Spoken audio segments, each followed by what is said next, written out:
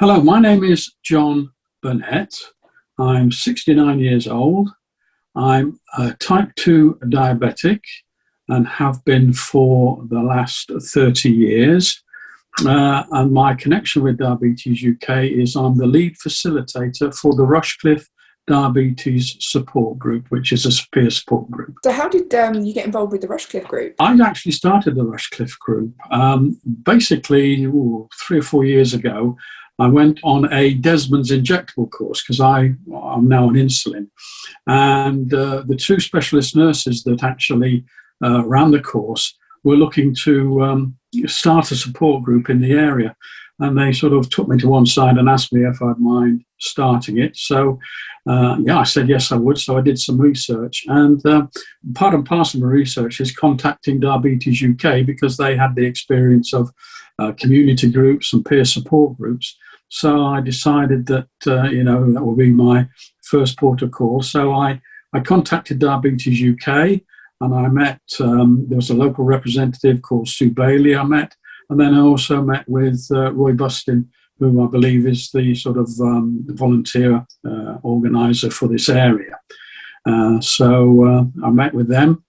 It took a little while to sort of get things going and get things set up. First of all, finding a venue is not the easiest thing in the world, particularly when you start a group, you haven't got any money. And so you're looking for venues that are free of charge. And believe it or not, there aren't that many about.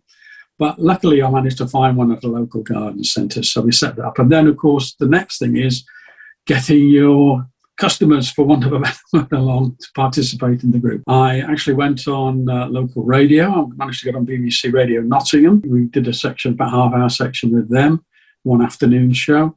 And then I went around pharmacies and I left leaflets for pharmacies. And I went around a few doctors' surgeries and left leaflets. And then also there's a number of free papers that have like diary sections. And if you're a sort of support group or charity, they tend to put them in for you free of charge. So we did that.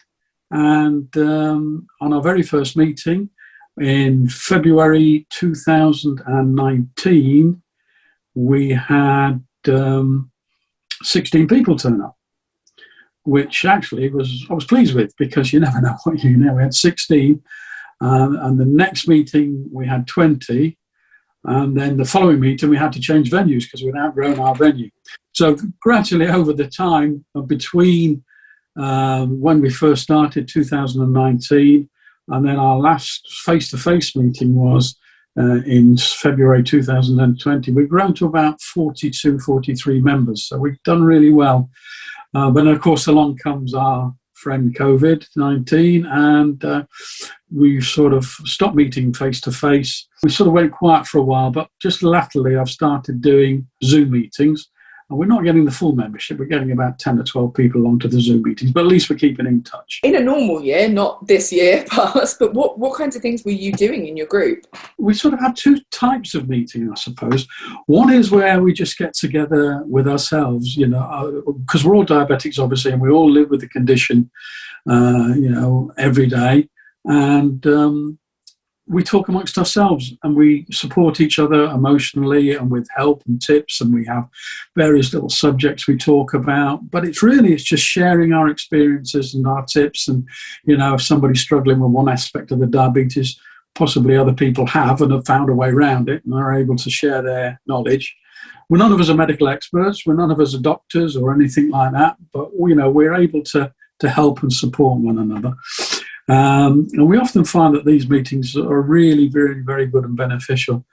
And then the second sort of meeting we have is we quite often will invite along a guest speaker to come and talk to us about a specific subject. So we've had the specialist diabetic nurses for Rushcliffe, which is in Nottinghamshire. They come along and talk to us. We have had Alison, who's a foot care specialist, come talk to us about looking after our feet. We've had dietitians come along and talk to us about diet. We had a medically trained herbalist who came along and talked to us about the use of herbs in cooking, for specifically with diabetes in mind.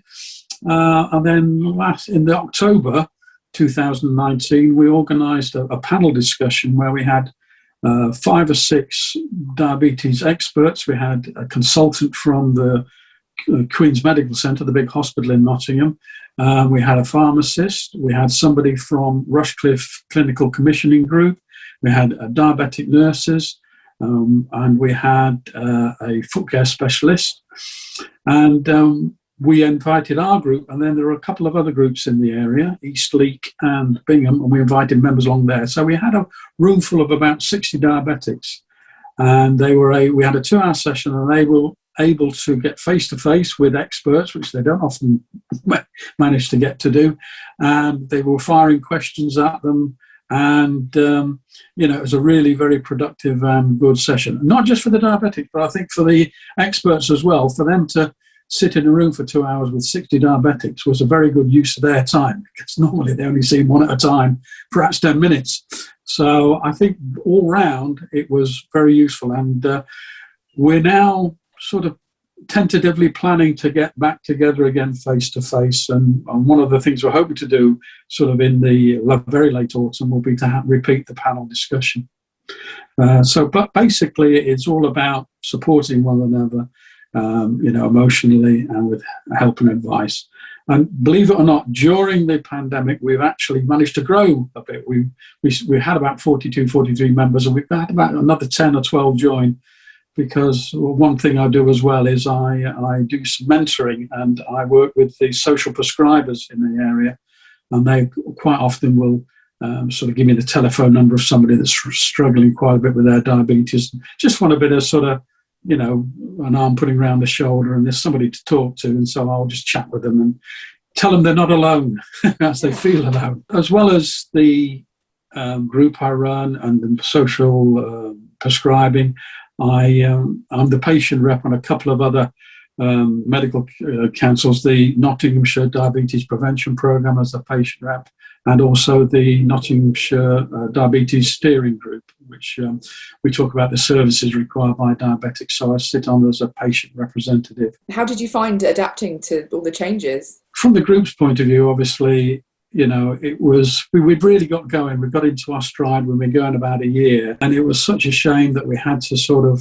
stop meeting face to face. Kept in touch with people initially by telephone and emails and one thing and another. But as I say, lately we've started Zoom meetings. There's no doubt about it. There is a definite desire by the members to get back together again face to face, because we've got to that stage where they were starting to form little friendships with one another, and we were all getting to know each other, and it was getting really sort of a good, happy, friendly group of people, and we trust one another, and we got on well together.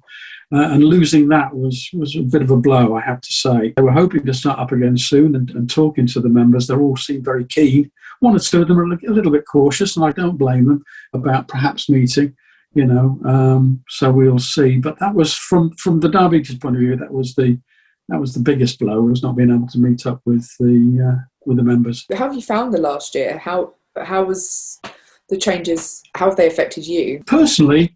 I suppose like everybody else right at the start, because we were dealing with something we didn't know about, you got quite, I'm not going to use the word scared, because scared is not the right word, concerned perhaps, because we didn't know what we were dealing with. And to me, personally, the worst thing, and my wife as well, was the not being able to see family.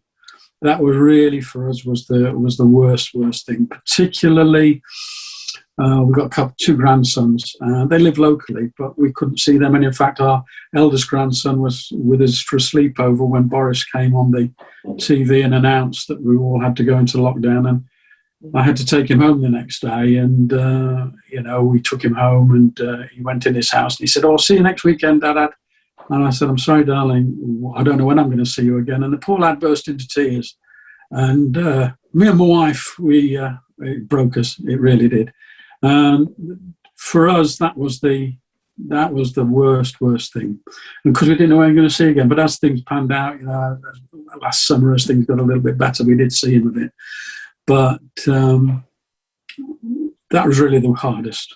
Luckily, we got each other. Myself, my wife, Linda, and I, we got each other. So I've got somebody, and she's got somebody. And to be honest with you, what we did from then on in, we kept ourselves busy. We got a nice garden, so we were gardening and doing decorating and, I suppose doing all those exercising. We went out for we got our required walks in that we were allowed to do, etc. So we just kept ourselves busy, and obviously then, as time went along, I started to do a little bit more so with mentoring with social prescribers. So kept quite busy actually. And then, as time went on and you realise what you were dealing with the pandemic, for some reason I wasn't quite so concerned as perhaps I should have been. I don't know. Yesterday I had my second jab, and so we had the first jabs about 12 weeks or so ago. So we're feeling a little more confident now. I suppose I'm in the fortunate position. I don't know anybody that's had COVID-19. We've not lost any relatives at all through COVID-19. For us, it's one of these surreal experiences that it's happening, but it's not happened to us. And we've not really experienced it firsthand, so to speak. So it's out there. We know it is, but it's like an invisible thing that you can't touch, you can't see, you can't taste, you can't smell. So it's been a bit surreal, I have to say. How did you find sort of managing your diabetes during, especially those early lockdowns? What was surprising was, of course, with these medical committees I sit on, and part of them are under patient rep, but quite a lot of them are diabetic specialists.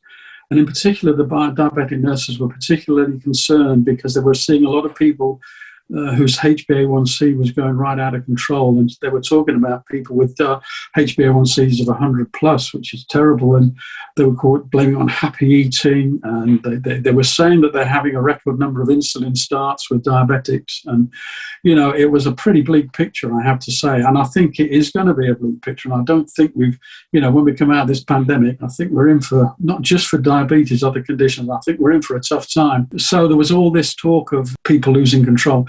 But from my own point of view, I just carried on at normal, and I sort of buckled down. And I actually had a HbA1c test sort of in the summer last year. Because I'm on insulin, I get 2 a year. And I'd gone actually down from 52 to 49, so my HbA1c had come down. I had another one in January, and that had stopped at 49. So, it's gone down, but weight's gone down. I've always had good cholesterol readings. Blood pressure was fine. So no diabetic damage to my eyes. So in all, to be honest with you, I've managed my diabetes well. I have a little saying that hopefully people don't get fed up with hearing me say it, but I like to say, I control my diabetes. My diabetes doesn't control me. And whilst I'm aware of diabetes and what it can do to you and the serious complications you can get, I don't let it over concern me. I do what I have to do, and I live a perfectly happy, healthy, normal life, to be perfectly honest with you. So from my own personal point of view, I've not had any problems with my diabetes. Of course, there was all the talk as well of diabetics being more at risk from COVID-19. It was they were seeing a lot of people, but then, you get a bit worried about, oh gosh, if I get it, well, I'm a diabetic.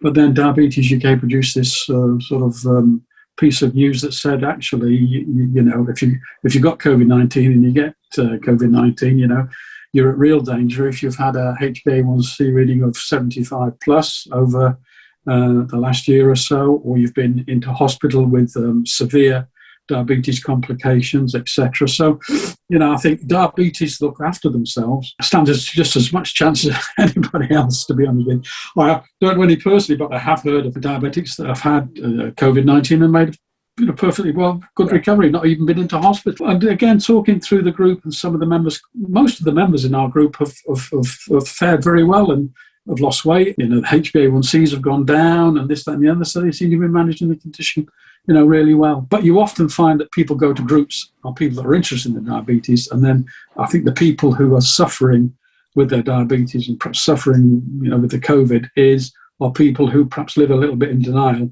and think that diabetes isn't quite as serious as they think, and consequently, I think they're the ones that could be in trouble. the approach to diabetes is, first of all, you've got to accept it. A lot of people go into denial. I know people that have been diagnosed with diabetes. They get prescribed metformin, and they think that metformin will take care of the diabetes. They just carry on in the same old way. And unfortunately, that's not the case. You have to make your lifestyle changes. But I think if you sort of follow the rule, I think if you mentally, and mental health's a big thing with diabetics. They are more prone to depression and anxiety. But I think if you can keep strong mentally. I mean, we all have our weak moments, I know that. But if you can take a good, positive attitude, and think, I can live with this and I can live well with this, that's half the battle. And I think, obviously, having the knowledge as well, about diabetes. One of the great places to go and find out about diabetes is the Diabetes UK website, and they've got some fantastic information. And I mean, I must admit, when I think about diabetes and questions, I go to two places. I go to Diabetes UK and I go to the NHS. I mean, all these things you see in the newspaper about wonder cure for diabetes, try our diet, and I think it's somebody trying to sell a book or something like that. As we know, there's no cure for diabetes. Well, not at the moment anyway. Controlling your diet, knowing what you can and you can't eat. Well, diabetics can eat anything they like, but you just have your chocolate every so often, a tiny little bit.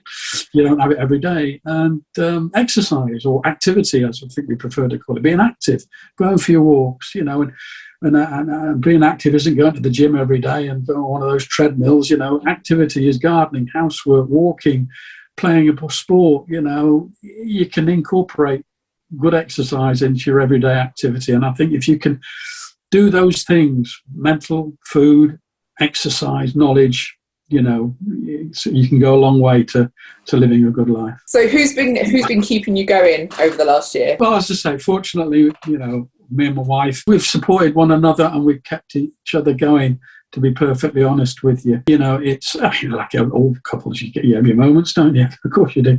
But we're lucky because we're both healthy and we love walking. We love similar things. So consequently, we can share things and do things together. Obviously, last summer when things got a little easier, I'm a member of the local bowls club, so I was out bowling 2 or 3 times a week, which does you good to get out in the fresh air, chat with other people. It's great for your mental health and your activity, doing those sorts of normal activities. And again, in the summer, being able to see the family a bit more than we had been doing in the springtime. I think you appreciate just doing the everyday things. I mean, there's all this talk now, it's coming up soon, isn't it? We're not going to be allowed to know where we can go on holiday. I've no desire to go abroad, to be perfectly honest with you. I'm quite happy to spend my money in the UK, to be honest with you, and get the economy in the UK going. Some lovely places in the UK. So, I think looking forward to, doing what we used to take for granted. Going to a garden centre and having a cup of coffee, sitting down having a cup of coffee and, just doing but as I say, the things we took for granted, the everyday normal things which we've missed. So did you pick up any new hobbies or anything like that during lockdown? I just got better at the ones I do. One thing I have been doing, to be honest with you, I've been, I've had some old family photographs for many, many years, and I've started to put together sort of sort them out and put them into albums and this, that and the other. So, rather than just being in a box, I'm trying to sort of get them together. But I'll save those for the winter and rainy days, and we haven't had many of those. So I'm getting down the route, but not very far. Have you got a moment, do you think, in the last year that you're going to look back on? Anything particularly either really happy or just really surreal? The happiest moment was seeing my 12-year-old grandson again for the first time for a long time. And for both me and my wife, that was happiest. Our other grandson's 3, and it was brilliant to see him as well. But he is 3, so he doesn't know what's going on. So he's quite happy to, whereas the 12-year-old understands, and it was the look on his face as much as anything that sort of, was really the best for me. And the most surreal, it happened 2 or 3 weeks ago, the most surreal moment, I actually got the opportunity to, me and my wife did, to go and watch my 12-year-old grandson football training, what we thought we had. So we went up to the place near Nottingham where he trains, and he's on a 5-a-side football pitch. And so for a start, we're 10 metres away. And then there's barriers, so we're a further 5 metres away. So he's 15 metres away from us, so we can just about see him in the distance. And there's me, my wife, and then 2 meters away from us is my son. And we were watching, and there's just 3 of us watching. And our guy comes out the centre, sorry, you can't watch, no spectating. We said, but, you know, he's like 15 meters. No, you can't watch it. If you've seen this and we're breaking the rules, we'll lose our license. We'll have to shut down. So fine, okay, no worries. So we left. And driving home, we went down through a place called Carlton in Nottingham. There's a shop on the left-hand side, all brightly lit up. And I looked across, and it was the Blissful Thai massage parlour, and it was open. So I'm thinking, I could go and have a massage, but I can't see my grandson 15 metres away. I just thought that was, I know we have to have rules, and I know they seem to be working, but to me that was, talking about surreal. Looking forward into happier things, what are you really looking forward to doing in the next year, now that things are starting, hopefully, fingers crossed, everything crossed, to go back to some semblance of normal? What are you really looking forward to? I think just harping on what I said earlier, to be perfectly honest with that, is getting back to normality and just being able to do the things that we never didn't think twice about before. You know, let's go out, yeah, get in the car, boom, go somewhere.